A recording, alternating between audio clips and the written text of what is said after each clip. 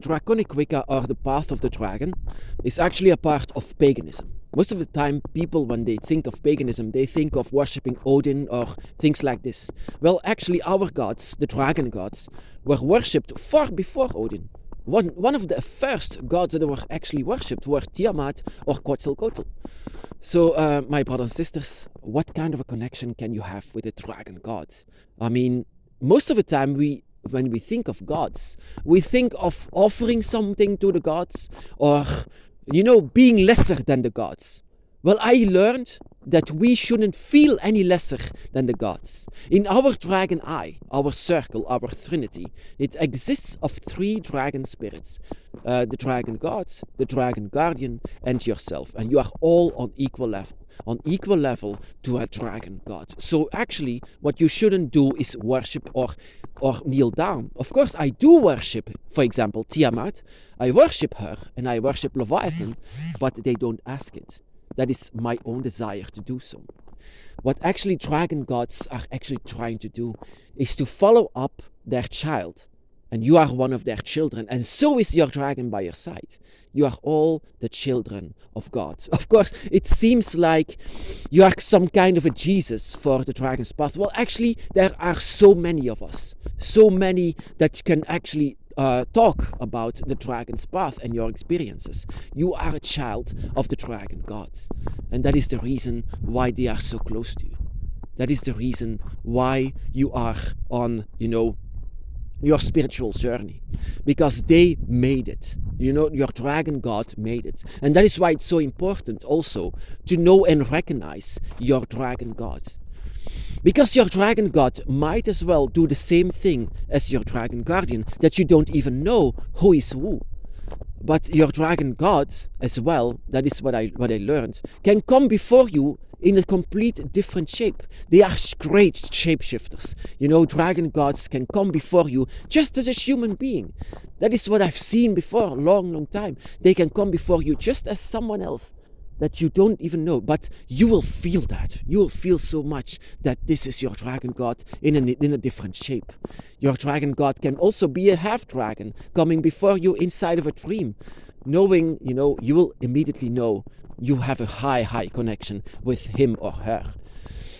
So, inside of religions, whenever they think of gods, they have to kneel down, or else they will be punished. Well, actually, dragon gods never punish. You don't have to be afraid of being punished by dragon gods. Dragon gods are not unlike human gods. They are nothing like human gods. Actually, what dragon gods are sometimes trying to do is the same thing as what your dragon guardian is trying to do.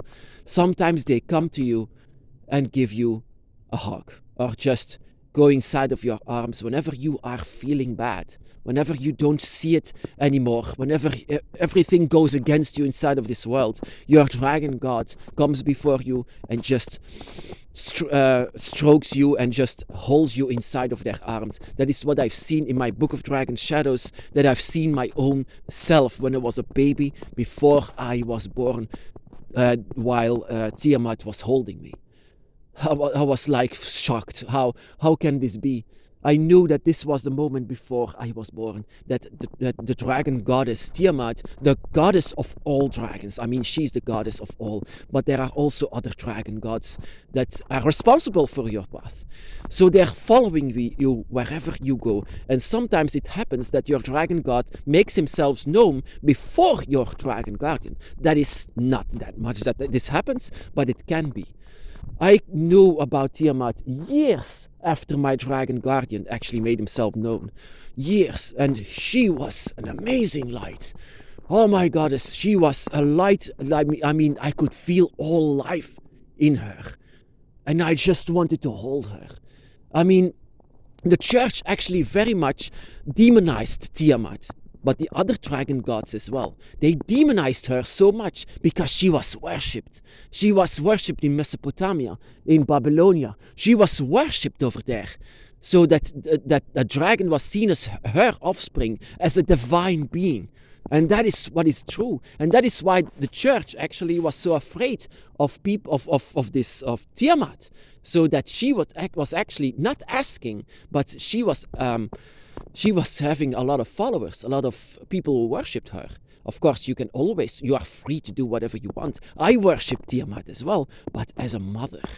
Not as a goddess, but as a mother. And that is how we should view the dragon gods.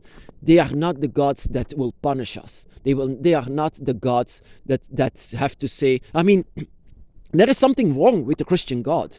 You know, there are two things that is not true about him. Or he's not all powerful, or he's not all loving.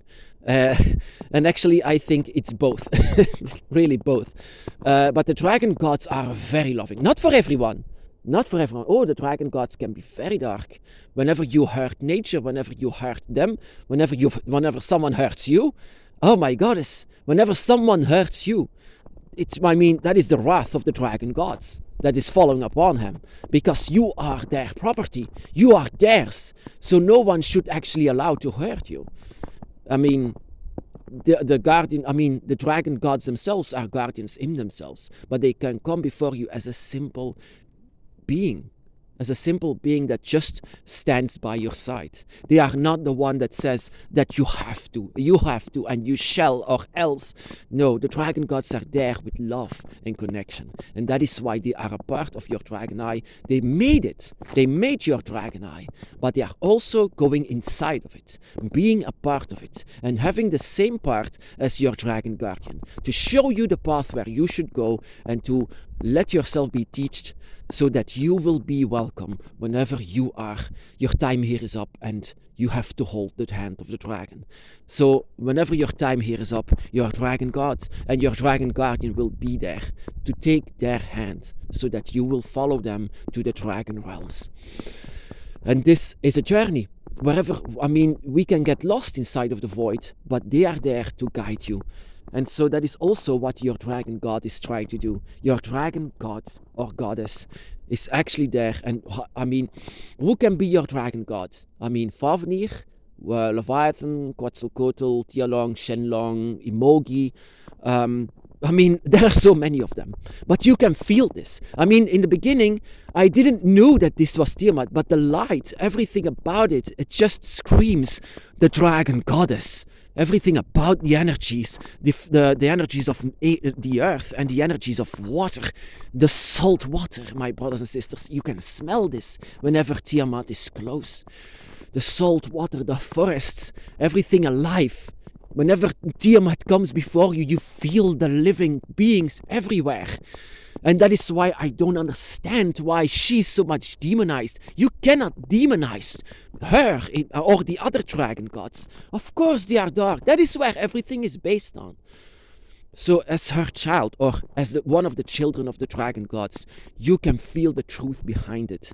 That you can follow the dragon gods, not just because you are interested to follow it. No, it's your path. It's who you are. So in fact, my brothers and sisters, what is a dragon god and how are they? That for everyone, the dragon god can be different, but they can all be loving. And that is the reason why, is because you are a child of the dragon god. And that is why they can come before you just before you are going to sleep, that you will behold inside of the arms of the dragon gods. And they can come before you in many different ways. Tiamat is an amazing shapeshifter. She can do so many shapes. She can come before you just as a half dragon, as a normal dragon, as a serpent dragon. She can come before you. What is actually the correct image of Tiamat? Well, the correct image of Tiamat, I have, a drawing about her, and she was actually before me as a Western dragon with giant wings that she didn't even use, holding me while I was a baby. Well, this is the image how I see Tiamat, because she comes before me in this image the most. So I feel that this is the image, but I cannot say this for sure, because she can come before us in many different ways. And the love that she has for her children is, unimaginable. And that is why I don't understand why they wanted to demonize the dragon god so much. I mean, they demonized every god that beside Christianity, of course, and that is what every Abrahamic path is doing. That is why I really don't like them. They are pushing people away from the dragon, pushing people, I mean, that supposed to be in the hands of Tiamat, pushing them away from their true calling, from their true self, from their blood. Their blood is calling for Tiamat while they are pushing them away inside of the void, being lost forever. That is something that I can get very angry on, because they push people away and they are not even knowing what kind of a damage they are doing. Because a lot of people actually belong with Tiamat or the other dragon gods. And how they are, my brothers and sisters, they can just sometimes hold you whenever you are feeling down. You and your dragon by your side, I mean, and your dragon gods. You just come sit on the same bed while you are asleep. Sit on because you are so loyal to each other, loving each other. I mean, that is, we all have a wrong image of a god because of all of these religions. But in the side of the dragon's path is a very, very personal connection that you have with a god. If not, I can say the god, because in my eyes, they created everything. And the connection that I have, for example, with Tiamat is undescribable. But I want that we all have this connection with something so beautiful. I mean, the bond that we can have with the dragon god is so beautiful. And that is what I wish that we all have. Open your arms for the dragon gods.